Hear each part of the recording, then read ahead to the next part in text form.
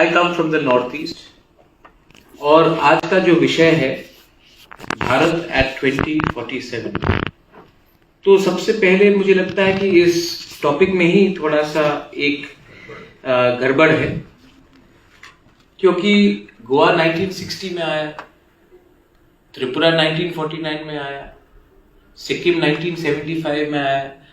तो सबसे पहले ये यूनिफॉर्मिटी जो हम हमेशा लाना चाहते हैं, कभी वस्त्र में हो, कभी भाषा में हो, कभी खाने में हो, आजकल हम सब चीज को एक यूनिफॉर्मिटी में लाना चाहते हैं। India is very unique country. India में आप यूनिफॉर्मिटी इतने आसानी से नहीं ला सकते। मैं जानता हूं कि बहुत लोग कोशिश करते हैं, लेकिन ये एक बात है कि हमें सब इसको मान के चलना पड़ेगा कि हिंदुस्तान एक झटके में नहीं आया। बहुत लोगों ने संघर्ष किया, किसी ने गोवा में किया, किसी मणिपुर में किया, त्रिपुरा में किया, कश्मीर में किया, हैदराबाद में किया। तो आप how do you see India in 2047? There are many inaccuracies as well. Let me start. The earlier speaker spoke about education. आपने शिक्षा के बारे में बात की। मैं आपको नॉर्थ ईस्ट के बारे में थोड़ा बात बताना चाहता हूँ, because I think this room is filled with North East because most of my Tripura Matha MLAs are here. मेरे राज्य में त्रिपुरा में हमने सबसे पहले सेंट्रल यूनिवर्सिटी 2006-2007 में आजादी के 60 इयर्स के बाद एक राज्य को एक सेंट्रल यूनिवर्सिटी मिला। इससे पहले हमें कहीं और जाना पड़ता था अगर आपको क्वालिटी सेंट्रल यूनिवर्सिटी आपको शिक्षा चाहिए थी। then you will have to travel to Meghalaya or maybe to Assam or maybe to Delhi or Bombay, Mumbai. But in your own state, we do not have a central university. We talk about India at 2047, and यहां मैं आज मुंबई में आया हूं। मैंने सुना एक दो विधायक बात कर रहे थे कि now we are doing DNA testing. मैं तो अनुसूचित जनजाति हूं, बहुत लोग अनपढ़ गवार भी बोलते हैं। मेरे खुद के कजन ब्रदर्स लोग मुझे जो दिल्ली में हैं, जयपुर में हैं, they often consider me a lesser royal, because we're from the north east. मैं आपको एक बात बोलना चाहता हूँ। यहाँ में लोग, मैं आज सुन रहा था, they were talking about DNA, they were talking about cancer research, stem cell research. मेरी यहाँ में एक विधायिका है, she comes from Gandatwisa and Dhalai. People still die of meningitis, diarrhea and malaria. So you can't talk about India by ignoring a certain part of India. मैं आपको बोलता हूं how I see India in 2047. Many people measure India by GDP. Many people in this country measure India by G20. Many people in this country measure India by our image abroad. I measure my India, and I'm going to keep it to maybe 8 minutes, 1 minute extra I'll speak. I see my idea of India if my community, which is only 8 to 10 lakhs, 12 lakhs, can be around in 2047, speaking our own language, wearing our own clothes, and surviving in a 1.8 billion or 2 billion population.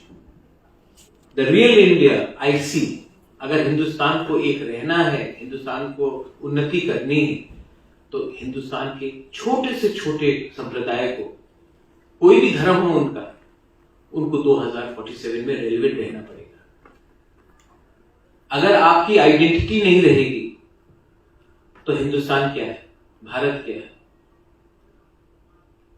विश्व में सब आपको ताली मारेंगे, आपके लिए ताली मारेंगे, लेकिन अगर एक नॉर्थ ईस्ट का एक क्षेत्र से अगर हम बचेंगे नहीं, हमारा वस्त्र नहीं रहेगा, हमारा भाषा नहीं रहेगा, हमारा आइडेंटिटी नहीं रहेगा, हमारा अस्तित्व नहीं रहेगा, तो ये कौन सा भारत के बारे में हम बात कर रहे हैं? बहुत लोग, मैं भी उस समय जिंदा नहीं रहूंगा, लेकिन हमारा जो संप्रदाय है, हमारा जो जनजाति है, हमारा जो ट्राइबल है, जो इंडिजिनस है, वो 2047 में सर्वाइव करेगा कि नहीं करेगा? Sir, you spoke about electoral reforms. Let me tell you, the biggest problem in this country, according to me, is we talk about हम दो हमारे दो, लेकिन in India, population is the only thing which makes you win elections. Today, I don't know if somebody is from Uttar Pradesh, but Uttar Pradesh decides what 30% of India is going to decide. So we who come from Northeast, Sikkim, Mizoram, Tripura, Nagaland, Meghalaya, what say do we have in this Indian democracy? Is this country based on population? Are you going to reward population and not diversity?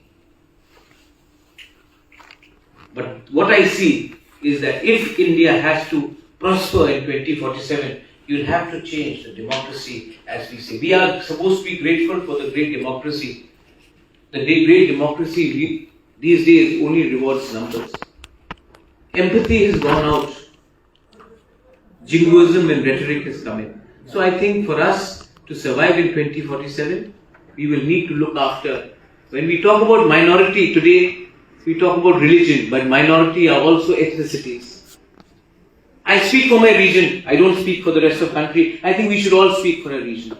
हम लोग सबको अपने क्षेत्र के बारे में बात करना चाहिए.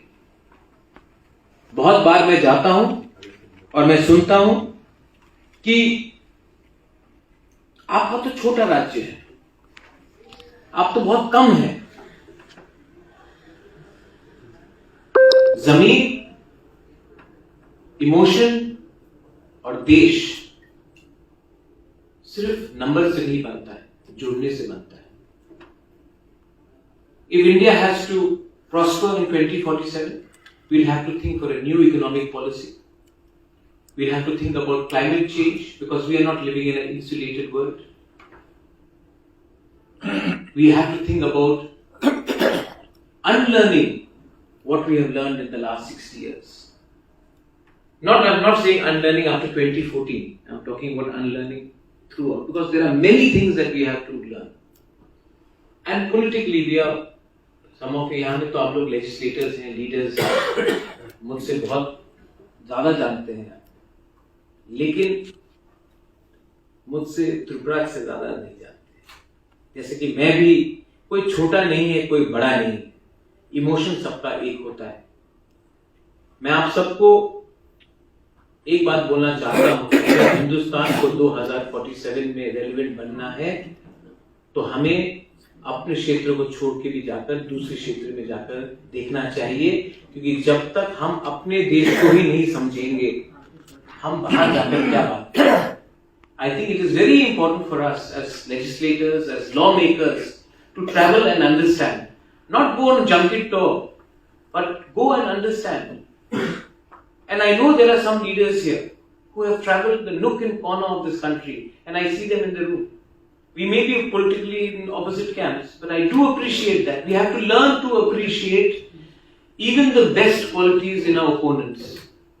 And a great India in 2047 will only be possible if we are all humble.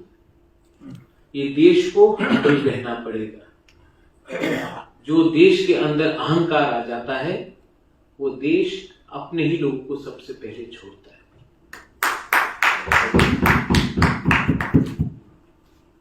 Finally मैंने थोड़ा ज्यादा समय लिया. मैं आपसे भी चाहता हूं कि आप भी इस सेशन के बाद हमसे बात करें. हम भी आपसे सवाल पूछिए, आप भी सवाल पूछिए, लेकिन हॉस्टिलिटी नहीं होना चाहिए.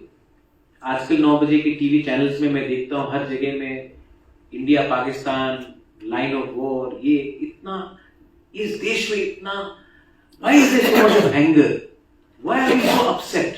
क्योंकि they are paid for it. Yes. Tyagi ji तो सब जानते हैं. ये गुस्सा को भी हमें त्यागना पड़ेगा त्यागी जी. और जिस दिन ये कब तक ये चलेगा, ये कब तक ये चलेगा, और जब तक ये चलेगा इस मुद्दे में कोई बात नहीं करेगा. हिंदुस्तान, भारत, इंडिया, आप उसको कुछ भी कहे, ये किसी एक व्यक्ति का जागीरदारी नहीं है. ये हम सब की विरासत है. and that virasat has to be maintained through collective responsibility, humility, and unity. Belai belai no hambai. Thank you. Very good.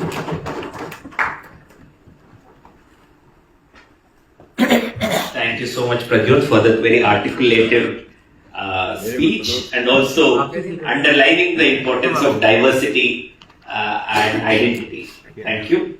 I would like to request Shri Sanjay Nirupamji, former President Mumbai Regional Congress Committee and former Member of Parliament of Lok Sabha. Sanjay ji. Former member of Shiv Sena.